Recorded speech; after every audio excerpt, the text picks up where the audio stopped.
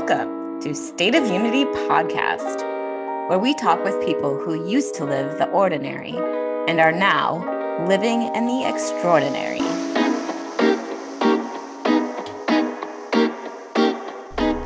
Meet Candy and the King, Jonty, a lovable South African couple who followed their hearts to travel the globe. They now help and inspire thousands of followers on Instagram and TikTok to live a self-inspired life by showing the fun, but also the hardships of pursuing your dreams. Well, Candy and Jonty, again, thank you. So your website, candyandtheking.com, I loved just kind of the description of your mission and your life and what you guys are about. You come across as such happy, free, flowing people. And I know travel definitely impacts people that way. So 5 years ago, you made the decision to leave your hometown for Asia and chase your dreams.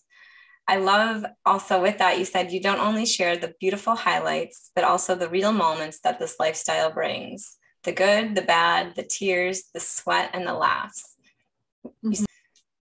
Vulnerable, actually. It really is vulnerable because especially on Instagram, you don't want to show everything. And sometimes it is quite difficult to, in a scary or shocking moment, like pull out your phone and record it, just to be more authentic. So sometimes it can be challenging, but we always make the effort to when we were in Kenya, we just arrived in Kenya and we had a car accident, and I managed to get the whole thing on, some of it on camera, and just share it's not always peachy, and we were able to share how drivers ripped us off. So with travel there's definitely good and bad, but all of it together, when you look back at it, you can't help but laugh. Yeah, I think the difficult thing for us when we first started doing what we do and being vulnerable, as you say, is that lots of people aren't. Majority of people aren't, and that's so difficult because they portraying the sense that everything is amazing and champagne and sunsets and amazing, and then we come along and we show that we're carrying bags 2 kilometers to try get to the next place, get lost, get ripped off, show that kind of stuff. We had to think to ourselves, what do people really want to see? But we had to still stay true to ourselves. This is what we want to be. This is what we want to show. We want to show people what it really is, and not just that final moment when you're watching the sunset. Mm-hmm. Yeah. We've been watching a lot of awesome sunsets lately. Oh yeah, because you're in Phuket now. It's the island of sunsets. We'd been here before, but I don't know, I didn't realize, I didn't see them. Now I'm seeing them and I'm just blown away. It's every night we've had this epic picture perfect sunset, palm trees, Pinterest worthy stuff. Yeah. I would have to agree with you. I feel looking back, there's those moments when you're in it and you're miserable and you want to scream and just be done with it. And then like you said, as the time goes by and you look back, you just laugh. Those become the best memories, I think, out of any of them, is those moments where you're just desperate, sad, worn down. Yeah. When we were in Kenya, and the accident happened, we met this couple, and he was from Hungary and his partner was Kenyan. His partner was Ugandan. Ugandan traveling in Kenya, okay? And it was, so they were sitting on the side where the truck hit us, but it was all slow motion, right? So I was it felt like I had so much time. It felt like I had enough time to warn everyone, and get out the way, but it wasn't. Turn my head, just watch this truck slowly come, wipe the doors off. It was so bad, took the doors off the car. And the Hungarian just slowly looked at us, smiled, I don't know what's happening. And I was what? Yeah, it was so weird, just so and I messaged him the other day and I was oh, I can't believe this, they can't believe this happened to us. And he was yeah, because we got to we left now and we're in Thailand, and now we can kind of process everything that happened, because it's quite a hectic circumstance, traveling from Arusha by land border during COVID, trying to get taxis, and when you shared your plans with your families? Like, was this something that you had kind of worked up to, or you just sprung it on everybody? I don't know if you had an everybody or it was just a decision that you got to make on your own. What was that like? I think it was it's actually quite intense. Tell the whole thing, but quick. Yeah, Candy's gonna interrupt me while I'm talking. I'm just warning because she's gonna say that I'm not saying it properly. So I'm probably gonna get a couple of sentences out. Okay. So basically, so Candy told me we'd been dating for a while, and Candy was finishing up her degree, and she said to me she's going overseas, and I was like, cool, I'm coming with. And but she didn't know what she was doing, so I was like, okay, cool, I'm gonna make a plan, and that's what we're gonna go do, because she didn't care where she was going. She just wanted to leave and go overseas. And so I said, we're going to China. I wanted to be a missionary. She wanted to be a missionary. And where were you leaving from? South Africa. Okay. Yeah. So I said, let's go to China. And Candy was like, okay, it's not what I planned, but I want to be a missionary. China sounds awesome because you hear all these cool stories about these missionaries smuggling Bibles and all that stuff. China, yeah. So we're like, cool, let's go. We're going to go there. And then I said, cool, I can't take you overseas, and we're not going to get married. So we got engaged, and basically, John T. Basically, John T. asked my parents if he could marry me, and then in the second breath, he was like, and we kind of. Oh yeah. I told her parents, I was like, can I marry your daughter? And also, we're going to go to China. Like, so and my mom cried. Well, she was happy that we were getting married, but she was really scared that we're going to get arrested. But Candace's dad was happy. Yeah, he was just smart. My mom was happy. She was happy. She was just more stressed about the China. I think your dad was less stressed, but like stressed about China. Yes. Yeah. That's what happened. Yeah. And your family was chill. Oh, my family. Wait, who did you tell first? My family or your family that you're gonna? My parents. I'm not gonna tell. I obviously told my parents that I'm proposing to Candace. I wasn't gonna be like, oh yeah, I proposed the other night. Like, by the way, I'm getting married. Right? Yeah. So I told like plans, and then she was like, you better organize everything right. And I was like, okay, cool, because my parents are very much like, everything's okay if you just organize everything properly. I think so. My brother, similar to your mom, I think, Candy, I remember when my brother was sharing with my parents his plans to go to Laos, and just I think it's hard for somebody else to understand what's in your heart, and until they actually see you in it and see how much joy it brings you. And then, obviously the family is always going to want you close because of the love. But I think as they've seen him grow into his role there and just the joy that he has there, I feel like they've kind of let go a little bit. Do you feel the same way with your mother? Like, once she sees how happy you are, that he's more okay? We actually just discussed that. There was a phone call now that Candy got like a couple of days ago from her mom, and her mom was just like, I can see you happy. Yeah, especially since coming to Thailand. Like, I feel like we were born for Thailand. We weren't born here. Unfortunately, Lord got us wrong. Like, he just put us in the wrong country. No, kidding. But, Thailand's always just been a place where we've felt like we needed to come back. And just, about 2 or 3 days ago, I was on the phone to my mom, and she said exactly what you just said. She said, like, I wish you were here, but I can see how happy you are, and all I want is for my kids to be happy. And she said that's all parents really want in the end, is for their children to be happy. So although I'm not there, she's happy, I'm happy. So that's beautiful. It probably feels good too, knowing like you have her support and you're not breaking her heart. Yeah, absolutely. Yeah, of course. So that's all good. Do you guys have any regrets or feel like you're missing out on anything by not having I don't know. I mean, if you're familiar with that one scripture, but where it talks about, I don't know why it's going on to like this Bible ceremony, but anyways, there's this one verse where it says the cup of joy and suffering. I never knew how like something could bring you so much joy and so much grief at the same time. I was like, this just doesn't make any sense to me.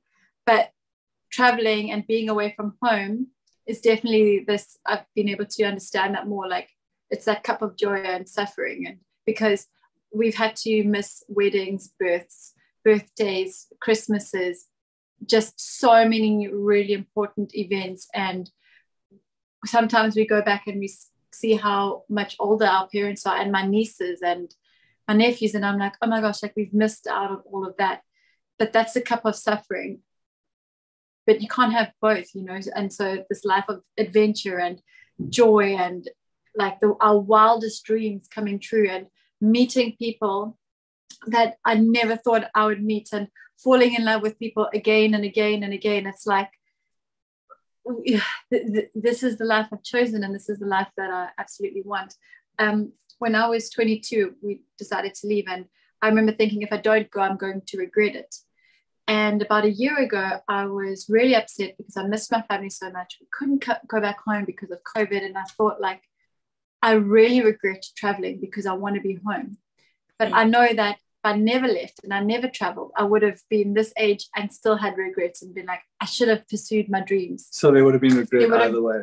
It's all mindset. Yeah, there would have been a regret is inevitable. You have to choose, you know, the cup of joy and suffering. Yeah. Wow. You are so eloquent with your words. I feel like, really? Yes, the way that you see things and that you describe them, I mean, at least for myself, I think that can relate to so many different things in life. And it's so true. You're never going to have everything, and you're always going to have to make sacrifices in some way. But I'm also wondering, because when we were messaging, you mentioned that one thing that you love about travel is language and how it shapes perception. So with the way that you speak so eloquently, and then do you have some sort of background in language studies or? No, I studied some languages at school because we had to, but like I said, I was never interested in that until I started traveling, and I was like, whoa, this is crazy. For example, Chinese, everyone says it's difficult, but it's so simple and straightforward. People would say English is so hard to learn, and I was like, no, it isn't, because it was my first language. But then, like, learning Chinese, I was like, English is so hard because it's got the past tense, future tense, present tense, and it's like, what is going on? With Chinese, it's just like, I go shower today, I go shower tomorrow, I go shower now. Yeah, and like their words are like to eat. Literal. Is just eat rice. That's their word. Like directly translated. The same in Laos. But like, we find that through Asia, it's to eat is eat rice. Well, I don't know about like Indian languages, but yeah, most our side of Asia, Southeast Asia, and China. When you're and it's cool. What? So like in English, we always say like, "Hey, how are you?" But in a lot of Asian languages, Chinese, Korean, Southeast Asia, we're still connected. Okay, Southeast Asia. Maybe you can just drop your mom a message. Yes, then you just miss mom. Southeast Asian languages. We don't say hi, how are you? We say hi, have you eaten? Really? Yeah, and I just love that because it's such a it's just so fascinating to me that we like, you know, it's always about the other person. And again, like we culture versus me culture, where Asian cultures are more like we, and then Western cultures are more like me. And you see that so much with the language and also how people eat. Yeah, like we just rented a motorbike the other day on the island, and the guy who I rented, I didn't have change. So he's like, oh, it's fine, just come back and pay later. So we took the motorbike, and he didn't ask for any ID or anything. So, and I mean, this is like really poor, you know, like really poor. So then I came back like 4 hours later with the change, and he's like, hey, have you eaten? Yeah. And like I was just thinking he was being polite and stuff, but he just takes out this big bag of dried fish and just passes us a whole bunch of dried fish. I don't eat dried fish. I don't eat fish, but Candy loves it. So well, I like trying everything. So. Yeah, so she grabs us it, but it's just like it's so like that's how that like so much family and so much understanding about them is through that, like, have you eaten, how are you? It's interesting. And I also just love and the contrast between how Western people eat you know, when we go to a restaurant, we get a plate and we put it down in front of us and we eat what's on our plate. But in a lot of Asian countries, you don't get a plate, you get plates in the center of the table and you all share, because it's all about like we and community, and you always make sure that the other person has food, and you literally get your chopsticks and you like serve for your friends and your family. I love it. But I think, like, with your question about languages, I think we realized a long time ago that to actually type of travel we like is to dive into the culture and to the traditions, and actually like not just like see the tourist sites, but actually just like live with them, speak their language, eat their food. And we find we get so much like richness from experiencing that with them, speaking their language, like the little bit that we can, and eating the food with them. And like, it's just so much we get from that, and so much more, we're so much more welcome, we feel, because we speak in the language. You've been to Zanzibar a few times, so you're quite familiar with the culture. It's similar in some ways with that we community. And so I met this shopkeeper, and I just kind of invited myself to her house, because I was like, I want to go and eat breakfast with the family, you know. And because it was Ramadan. Yeah, and for like, kind of normal to do that. You can. It's not like in our culture, if you went to the Tilla and you're like, okay, I'm coming to your house to eat with you, it would be like, calm down, I don't even know you, this is weird. And we were traveling with another creator couple, and she was like, I would never ever do this, this is like totally out of my comfort zone. I was like, girl, come on. We covered our heads and we went in, and she was like, I can't believe I'm doing this. This is just so crazy. And I was like, nah, this is how we do it. Like, everyone's family. Yeah, that makes me think of a few different experiences throughout my travels. The first one being my first time, I mean, every time in Southeast Asia, but I always, it stays with me how the kids, you know, from like babies up to high school, when you give them food or treats or snacks, they pass it around and let everybody else take whatever they want, and then it'll get back to them. They still won't take any. They'll pass it around one more time to make sure if anybody wanted seconds, they get some, and then whatever's left, they'll have for themselves. And that sticks with me so much, because in America, yeah, I can't imagine. And then the other part that you just reminded me of was when I was in Morocco, and I had booked, it was a sandboarding excursion out on the desert, the sand dunes there, and it included a meal. And most of the times with those, they'll take you to like a local restaurant or something, you know, along those lines that they have arranged with. But this one, they took us to their relative's house in this town, and we went up into their home, you know, took the shoes off, sat down at their kitchen table, and they served us their home cooked meal. And that was such a cool, I mean, it just bonds you with the people there and the culture there, and it really helps you understand and appreciate the culture. And I don't know, I love seeing those little differences. And yeah, I also loved, just to complete topic shift here, kind of, on the last line of your homepage, what I really identified with, where you said, we're alive to ignite a spark in you. And I don't know how much you know of State of Unity, but that aligns exactly with our mission, which is to help people gain confidence and ignite a passion through the power of travel. Ooh, wow. So one little what we're very passionate about is helping people actually create a lifestyle that they can do what we're doing. Because lots of people don't know how to do it. They sit at home and Google and think they need thousands of dollars. Yeah, and like the beginning is always, for us, it's been travel, because it educates you, and it opens your mind up so much more than any classroom. It's just it's changed my life completely. The kind of conversations that I have now is so different from the kind of conversations that I used to have. And so that's why we're super passionate about travel. It's because how much it's changed us. our mindsets, our outlook on people, especially, and our lives. Yeah, so that's how we want to like encourage people to travel. And then people are like, oh, how do you do it? We don't have money. And I'm like, we didn't have money. I just got out of college. Like, I was broke.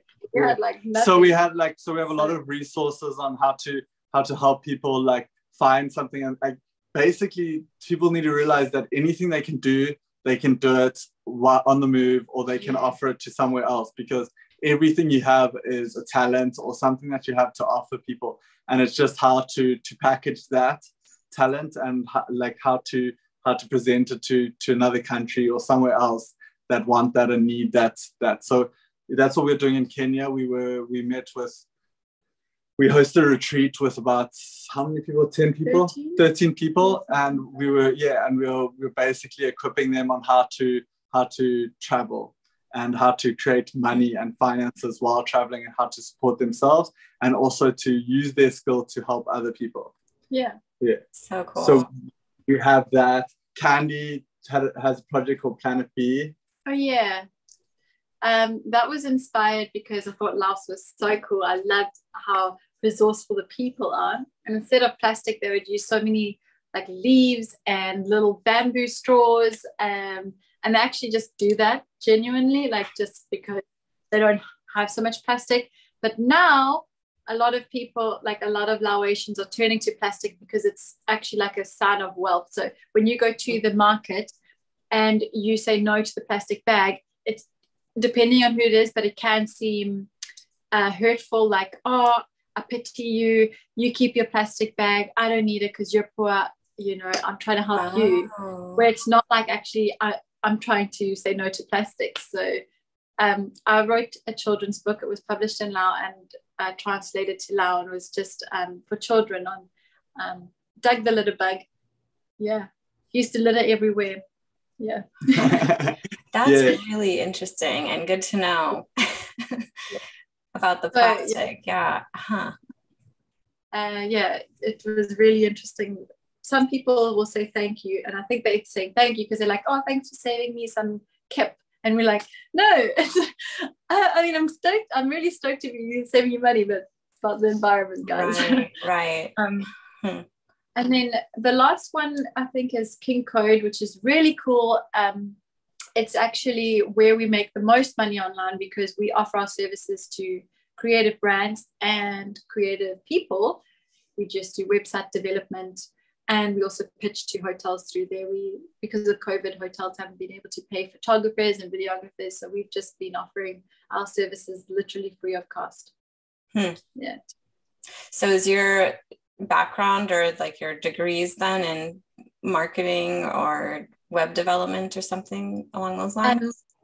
My degree is in marketing, and then should I go into why I started learning? No, yeah, I studied marketing, and then I needed a website, so didn't have the money for it, so I learned how to do it myself. Yeah, and I studied environmental management, but then I just taking photos and videos the whole time. I just upskilled and bought the equipment and learned how to do the stuff that I do. And now, yeah. Pretty much, I think, like what brings us the most income now is stuff that we've learned outside of college. So college was like a really good foundation, but you've got to keep building. I think it gave us the confidence to go overseas. Yeah. Oh yeah, absolutely. Yeah, that's cool. I was just listening to a podcast recently, and she was talking about limiting beliefs. And let me tell you, that resonated so much. So one thing that she said is, because this had just happened to me like a couple of days before I was listening to this, is when you're like talking to somebody about a problem that you're having. So like maybe some of the people that are in your group, like trying to figure out how to go overseas, but they don't have the money or they don't know where to go, or just the reasons behind it. And what she had said is that when you're going through those conversations and when you find yourself like getting on guard and getting angst and getting defensive, like that's when you know you've struck a limiting belief. Is when, man, that hit home so hard. Yeah, like good. I said, that had just happened the other day. So I don't know. I just wanted to share that for some reason, but I'm hoping that with your retreats that you're breaking through some of that with the people that are meeting with you, that they're feeling encouraged enough to go on those. Hopefully that's something that they're able to work through as well. I think that's the case with a lot of people when it comes to travel, is just. One of my favorite things about the last retreat that actually happened. So we have creators coming along and they have this reference of what this travel life looks like, right? It's this influencer lifestyle. And so they come in pursuit of that because they actually don't know what their travel life looks like. Does that make sense? It does. So they've never done it.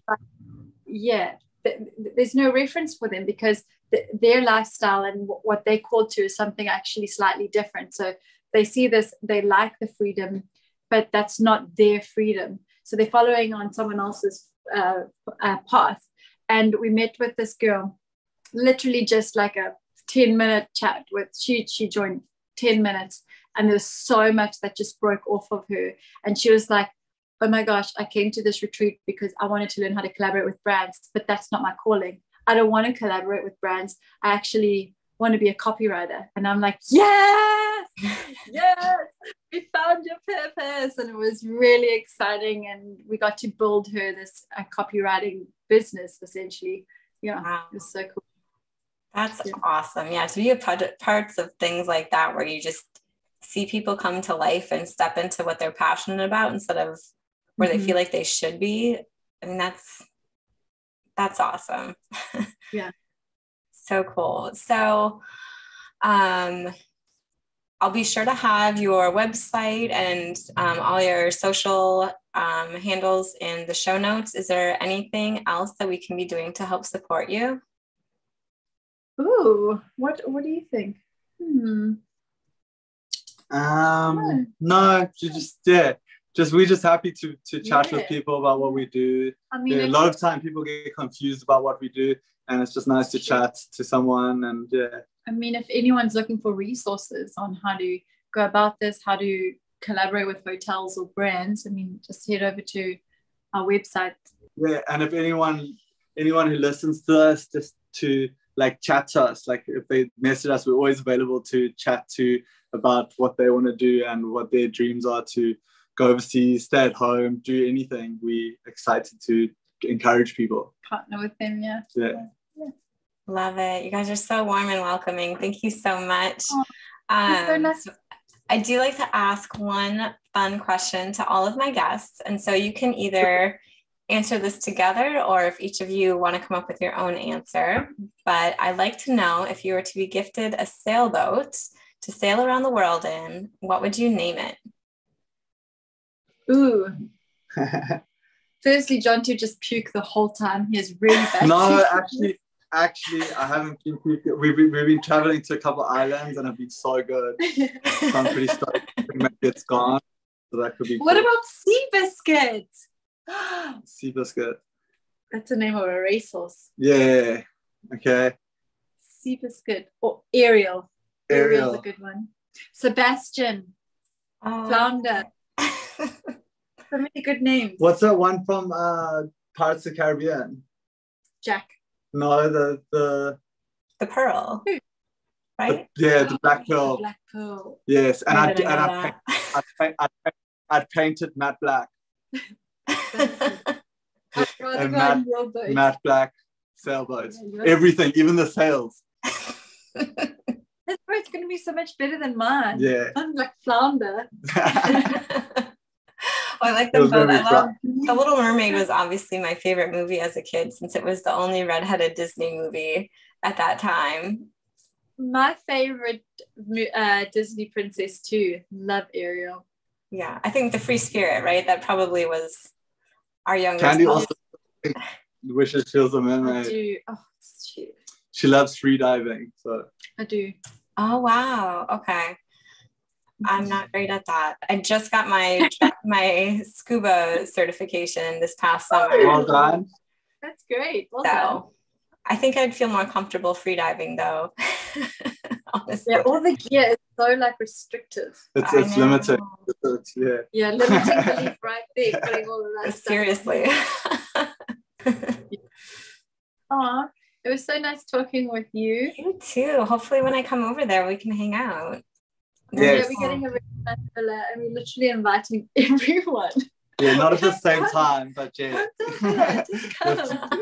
Thank you so much for listening. If you enjoyed this episode, spread the word. Share with a friend, post it, comment, shout out. Let us know. Be sure to hit the subscribe button so you don't miss another episode. Follow us on our socials and be sure to check out stateofunity.org for upcoming group experiences. This is Cara Irene, hoping we leave you feeling inspired to do more.